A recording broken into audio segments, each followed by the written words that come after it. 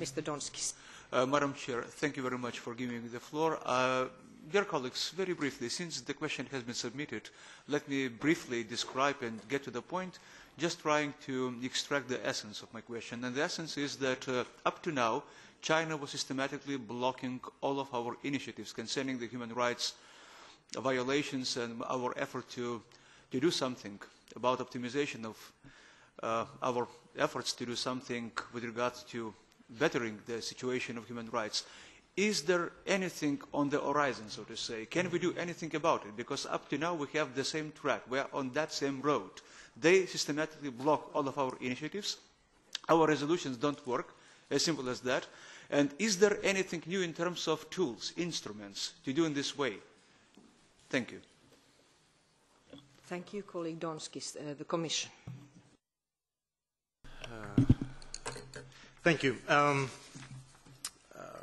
This is a different kind of question than the one that was sent to us in a written form, which referred explicitly to Tibet. So, if you allow me, I will first make a reply on the written question submitted to us, and then I will make a more general comment. Regarding the question on Tibet, it is crystal clear that we have important differences with China on the Tibet issue.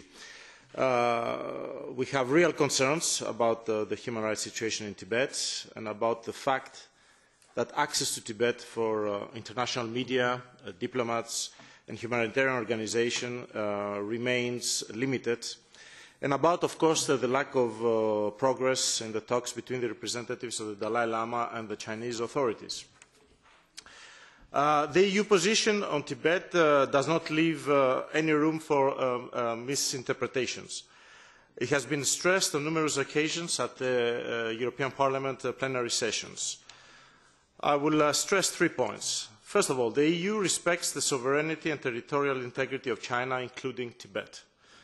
Second, we always supported the peaceful reconciliation through dialogue between the Chinese authorities and the representatives of the Dalai Lama. And thirdly, we believe that this dialogue has to be constructive and substantive, addressing all the core issues such as the preservation of Tibet's unique culture, religion and traditions, and the need to achieve a system of a meaningful autonomy for Tibet within the Chinese constitution. The dialogue should also address the participation of all Tibetans in the decision-making. So for us in the EU, Tibet, it is primarily a human rights issue. We have consistently passed this message to our Chinese counterparts and listened very carefully to their views. We make every effort to understand their position in a spirit of mutual respect.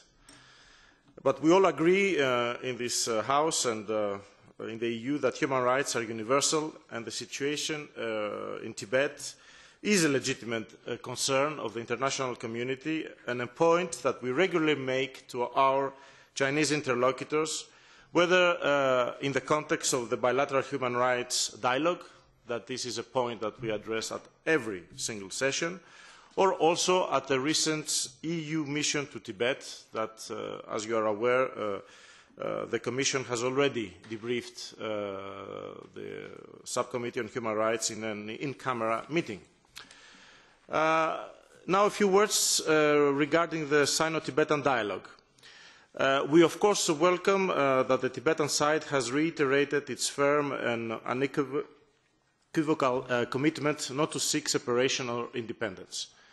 We are also pleased that the Dalai Lama remains committed to the middle way approach and to the dialogue as the only means for achieving a mutually acceptable and lasting solution. Regarding Mr. Donskis' question on the issue of appointing a special EU representative for Tibet, allow me please to express doubts as to whether the appointment of such an envoy would bring any added value to the present situation where already many regular channels of communication exist, notably within the bilateral dialogue on human rights.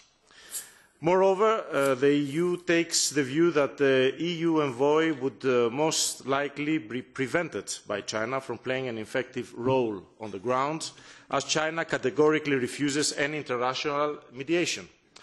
And in this context, let me stress that the US envoy has never been allowed to visit the Tibetan Autonomous Region.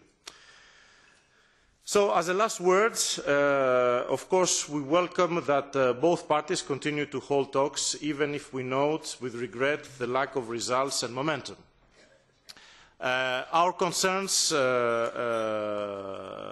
with regard to Tibet, they are clearly stated on all occasions, and even I will make a short reference to the effect of Chinese policies have in the Tibetan way of life. When we visited Tibet, we really stressed our concern that by the end of this year, all nomads and herders, they need to be relocated into permanent housing complexes, and what this will have as an impact to the traditional way of life. So this is an issue that we intend to pursue on all occasions when we address the Tibetan issue with our Chinese interlocutors. But on the other hand, we believe that the dialogue is the only way out, and to find a common solution, and we understand that the next round may be possible still before the end of this year, and the EU, let me reiterate, supports this process completely. As a last point, and what we can do with China on human rights, this is a very big and ongoing debate. Human rights, they were addressed at the recent EU-China summit, where President Van Rompuy made it clear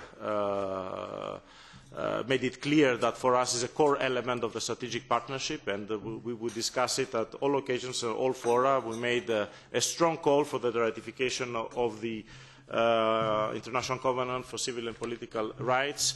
And of course, we have our tool of bilateral dialogue, where always we bring your concerns and our concerns to the Chinese, and we are trying at this moment to reflect how we can better achieve our targets and our benchmarks. Thank you.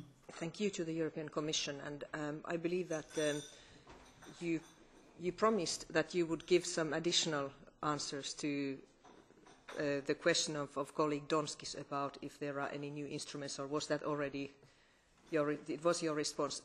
Colleague Donskis, do you want to continue? Yeah, very briefly, I would like to thank a colleague for his answer, for his comments, but somehow concerning Tibet, I think something has to be done, because on the one side, of course, we can continue talking about piecemeal strategy, so to say, employing bit by bit, so to say, case by case instruments, but something has to be done about a sort of global approach to Tibet and to the human rights situation in China. I do believe that we have more instruments than just that. We have more perspectives to employ. And that's why I would encourage colleagues in the European Committee to work on this, to think about it, and to do something jointly with us.